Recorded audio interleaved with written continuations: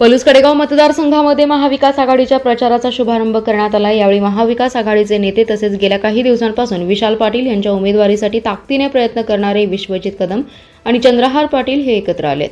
सांगली लोकसभेसाठी गेल्या अनेक महिन्यांपासून सुरू असलेल्या नाराजी नाट्यावर अखेर पडदा पडलाय। सांगली लोकसभेचे महाविकास आघाडीचे उमेदवार चंद्रहार पाटील यांच्या प्रचारात आता काँग्रेस, राष्ट्रवादीचे नेते उतरल्याचं दिसून येतंय। काँग्रेस नेते आमदार विश्वजित कदम, महेंद्र लाड, राष्ट्रवादीचे आमदार अरुण लाड, शरद लाड हे सर्वजण चंद्रहार पाटील यांच्यासोबत पलूस कडेगाव विधानसभा मतदारसंघात आज प्रचारात उतरले। त्यामुळे काँग्रेस नेत्यांनी लोकसभेच्या उमेदवारीवरून ठाकरेंच्या शिवसेनेसोबत झालेल्या रस्सीखेचानंतर महाविकास आघाडीचा धर्म पाळत महाविकास आघाडीच्या उमेदवाराचा आता प्रचार सुरू केलाय। त्यामुळे चंद्रहार पाटील यांच्या प्रचारात आता रंगत आली आहे। महाविकास आघाडीच्या जागा वाटपात हा मतदारसंघ शिवसेना उद्धव बाळासाहेब ठाकरे या पक्षाला सुटल्याने काँग्रेस नेते विशाल पाटील यांनी अपक्ष उमेदवार म्हणून निवडणूक लढवण्याचा निर्णय घेतलाय। त्यामुळे सांगली जिल्ह्यातील काँग्रेसचे मातबर नेते आणि सांगलीची जागा महाविकास आघाडीच्या जागा वाटपात काँग्रेसला मिळावी यासाठी तब्बल 3 महिने प्रचंड धावपळ करणारे आमदार विश्वजित कदम हे आता काय भूमिका घेणार याकडे सर्वांचं लक्ष लागलं होतं। मात्र कदम यांनी आता आपला भूमिका स्पष्ट करत चंद्रहार पाटील यांच्या प्रचारात सक्रिय होण्याचा निर्णय घेतलाय। चंद्रहार पाटील यांच्या प्रचारानिमित्त विश्वजित कदम हे आमदार असलेल्या पलूस तालुक्यात नुकतीच एक बैठक पार पडली आहे। त्यांनी आज सकाळपासून पलूस तालुक्यातील वसगडे, ब्रह्मनाळ, माळवाडी, भिलवडी, अंकलखोप या गावांना भेटी दिल्या। सत्तेसाठी स्वर्गीय बाळासाहेब ठाकरे यांचे विचार मातीमोल करणारे आणि काँग्रेसच्या दावणीला पक्ष बांधणारे सरकार उलथवून टाकण्यासाठीच मी मुख्यमंत्री झालोय। काम करून क्रेडिट घेणारा सच्चा शिवसैनिक मी आहे। घरात बसून फेसबुक लाईव्ह करणारा मी मुख्यमंत्री नाही अशी टीका मुख्यमंत्री एकनाथ शिंदे यांनी उद्धव ठाकरेंवर केली आहे। हातकणंगले लोकसभा महायुतीचे उमेदवार धैर्यशील माने यांच्या प्रचारार्थ आयोजित शिराळा येथे जाहीर सभेत ते बोलत होते। यावेळी सदाभाऊ खोत, विनय कोरे, सत्यजित देशमुख, सम्राट महाडिक उपस्थित होते। यावेळी बोलताना मुख्यमंत्री म्हणाले, आमची नैसर्गिक युती तुमच्या विचारांची आहे, त्यामुळे काँग्रेसच्या दावणीला बांधलेलं सरकार आम्ही उलटवलं। बाळासाहेब ठाकरे, लालकृष्ण अडवाणी, प्रमोद महाजन यांनी खरी भाजप आणि शिवसेना युतीची मोट बांधली आहे। त्यांच्या विचारांची प्रतारणा मागील सरकारने केली। काँग्रेसच्या दावणीला आपला पक्ष बांधून हुजरेगिरी केली, याला कंटाळूनच आमचं खरं बंड झालं। ते पुढे म्हणाले, आमचे सरकार सर्वसामान्यांची वेदना जाणणार आहे। घरात एसी बसून गळ्याला पट्टा लावून फेसबुक लाईव्ह करणारे नाही। घरी बसून सरकार चालवता येत नाही, त्यासाठी आपत्ती संकटे जाऊन पाहावी लागतात। भाजपा शिवसेना युतीला डाग लावण्याचं काम त्यांनी केलंय। ज्यांनी आपली माणसे आणि पक्ष गमावला त्यांनी आमच्यावर आरोप करू नयेत असंही ते म्हणाले। काँग्रेसमधील वरिष्ठ नेत्यांनी निवडणुकीपूर्वी मलाच उमेदवारी मिळणार असं सांगितलं होतं, पण त्यातील अशोक चव्हाण हेच निवडणुकीच्या तोंडावर भाजपमध्ये गेले। पृथ्वीराज चव्हाण यांनाच महाविकास आघाडीच्या बैठकीत घेतलं नाही, त्यामुळे माझा संघर्ष उमेदवारीसाठी निवडणुकीपूर्वीच सुरू झाल्याची खंत विशाल पाटील यांनी बोलून दाखवली आहे।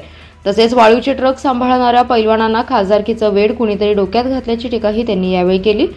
सांगली लोकसभा मतदारसंघातील अपक्ष उमेदवार विशाल पाटील यांच्या प्रचारार्थ बेडग येथे जाहीर सभा झाली आहे। यावेळी अजितराव घोरपडे, अमरसिंग पाटील, संजय हजारे, संजय मेंढे, निरंजन आवटी यांच्यासह प्रमुख पदाधिकारी उपस्थित होते। विशाल पाटील म्हणाले, वाळूचे ट्रक सांभाळणाऱ्या पैलवानांना खासदारकीचं वेड कुणीतरी डोक्यात घातलं, ते वंचित आघाडीकडे गेले, पण प्रकाश आंबेडकरांनी उमेदवारी नाकारली। उद्धव ठाकरे कुणालाच भेटले नसल्याने शिवसेनेचे 40 आमदार 13 खासदार सोडून गेले, पण एका दिवसात ते चंद्रहार पाटील यांना भेटलेही आणि उमेदवारी जाहीर केली।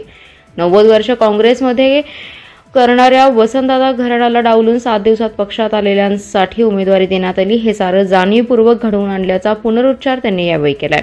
दरम्यान उमेदवारी अर्ज भरल्यानंतर मलाही अनेक ऑफर आल्या। माझे बंड वैयक्तिक स्वार्थासाठी नाही तर जनतेच्या विकासासाठी आहे, त्यामुळे वसंतदादांच्या नातवाला पुढच्या दाराने जनता खासदार बनवेल असा विश्वास विशालदादा पाटील यांनी व्यक्त केलाय। ओबीसी बहुजन पार्टीचे नेते माजी आमदार अपक्ष उमेदवार प्रकाश शेंडगे यांच्या वाहनावर रविवारी सकाळी चप्पलचा हार घालण्यात आलाय। काळीशाई फासण्यात आली असून धमकीपत्रही देण्यात आल्याचा धक्कादायक प्रकार उघडकीस आलाय। विश्रामबाग येथील त्यांच्या प्रचार कार्यालयासमोर हा प्रकार घडल्याने खळबळ उडाली आहे। दरम्यान याबाबत शेंडगे यांनी पत्रकार बैठक घेत मराठा समाजातील कार्यकर्त्यांनी हे कृत्य केल्याचा आरोप केलाय। शेंडगे म्हणाले, खरशिंग येथे ओबीसी बहुजन पार्टीचे कार्यकर्ते शनिवारी सायंकाळी प्रचार साहित्याचं वाटप करण्यासाठी गेले होते। त्या गावातील मराठा समाजाच्या कार्यकर्त्यांनी त्यांना मज्जाव केला। शेंडगे यांनी मराठा आरक्षणाला विरोध केलाय, त्यांचे कोणतेही प्रचार साहित्य गावात वाटायचं नाही अशी धमकी दिली आहे। त्यावेळी मोठा जमाव कार्यकर्त्यांच्या अंगावर आला।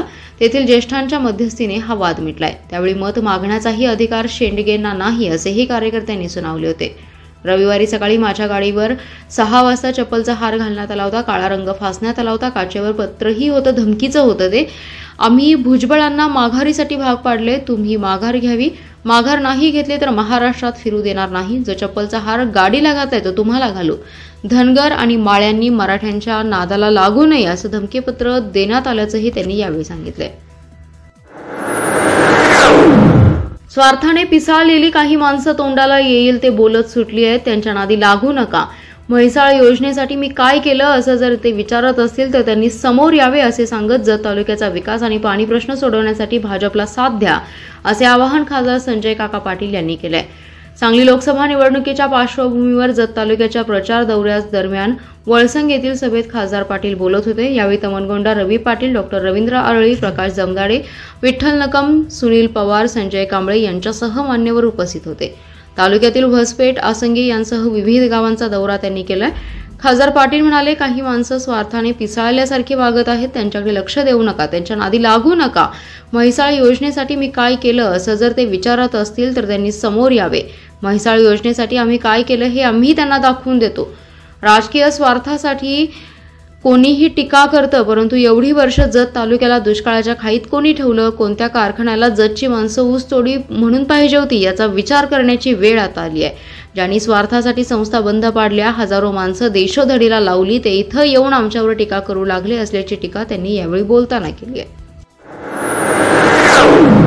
मराठा समाजाच्या आरक्षणाचा प्रश्न सोडवण्यासाठी भाजपकडून प्रामाणिकपणे प्रयत्न करण्यात आले आहेत. यापुढेही मराठा समाजाच्या हितासाठी मराठा महासंघ भाजपसोबतच राहणार असल्याची ग्वाही अखिल भारतीय मराठा महासंघाचे राष्ट्रीय अध्यक्ष दिलीप जगताप यांनी दिली आहे.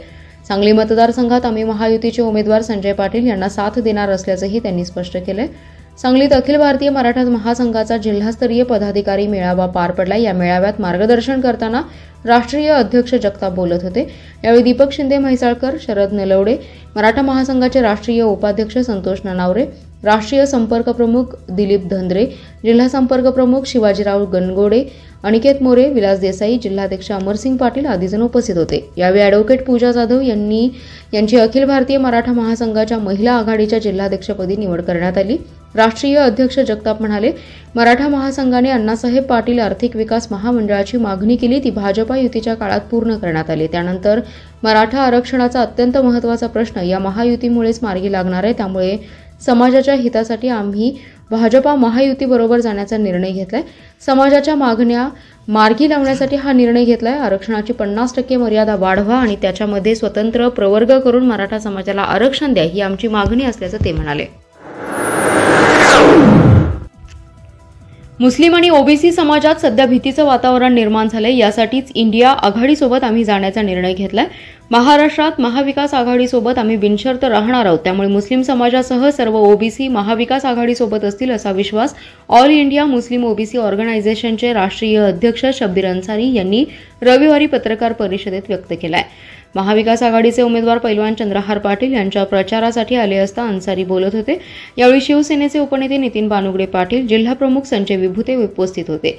अध्यक्ष अन्सारी म्हणाले, आमचे ऑर्गनायझेशन देश पातळीवर कार्यरत आहेत. 1999 मध्ये काँग्रेससोबत आम्ही आघाडी केली होती. त्यात मिरजेतील आमदार निवडून आले होते. त्यानंतर गेल्या 5 वर्षात देशात राज्यात बर्बादी राजकारण सुरू आहे. या विरोधातच आम्ही एल्गार मेळावे घेतले. संविधान संपवण्याचा निर्धार या सत्ताधाऱ्यांनी केलाय. ज्याप्रमाणे 370 कलम हटवले त्याप्रमाणे ओबीसींसाठी असलेले 340 कलम हटवले जाईल का अशी भीती निर्माण झाली आहे. या द्वेषाविरोधात आम्हीही इंडिया आघाडीसोबत सहभागी आहोत. म्हणून येणाऱ्या निवडणुकीत सत्ताधाऱ्यांनी हद्दपार केले जाईल. राज्यात उद्धव ठाकरे यांचं नेतृत्व मुस्लिम समाजासह ओबीसी समाजाला मान्य आहे. त्यांच्यातील खमकेपणामुळेच 2.5 वर्षात राज्यात चांगलं काम झालं, म्हणून आम्ही त्यांना बिनशर्त पाठिंबा देत आहोत. सांगली चंद्रहार पाटील यांच्या मागे मुस्लिम समाज राहील. मुस्लिम समाज हा कोणत्याही पुढाऱ्यांच्या मुठीत नाही. आमदार विक्रम सावंत यांचे निकटवर्तीय सांगली जिल्हा मध्यवर्ती बँकेचे संचालक काँग्रेसचे नेते सरदार पाटील आजपासून संजय काकांच्या प्रचारात सक्रिय झालेत. जत तालुक्यातील अनेक दिग्गज मंडळी भाजपाच्या संपर्कात असून तेही प्रचारात सक्रिय होणार आहेत. काँग्रेसचा उमेदवार नसल्याने जतचा विकास करणाऱ्या संजय काका पाटील या नेतृत्वासोबत आपण आहोत असं त्यांनी सांगितलं. देशात भाजप आणि काँग्रेस यांच्यात लोकसभा निवडणुकीवरून जोरदार आरोप प्रत्यारोप सुरू आहेत। जिल्ह्यात महाविकास आघाडी आणि भाजप नेत्यांमध्ये प्रचारावरून रान उठलं असतानाच काँग्रेसचे नेते सरदार पाटलांनी भाजपाचे उमेदवार संजय काका पाटील यांच्या प्रचारात थेट उतरत लोकसभेला काका आणि विधानसभेला आमदार विक्रम सावंत यांचा प्रचार करणार असं सांगून एकच खळबळ उडवून दिली आहे। सरदार पाटील हे विलासराव जगताप यांच्यासोबत होते। आपल्या कामातून जनतेचा विश्वास संपादन केल्यानंतर त्यांना जिल्हा परिषद सदस्यपदी काम करण्याची संधी मिळाली। दरम्यानच्या काळात काही मुद्द्यांवर जगताप यांच्याशी त्यांचे मतभेद झाले। आमदार विक्रम सावंत यांनी काँग्रेसमध्ये प्रवेश करून घेतला। सध्या ते सांगली जिल्हा मध्यवर्ती बँकेचे स्वीकृत संचालक म्हणून कार्यरत आहेत।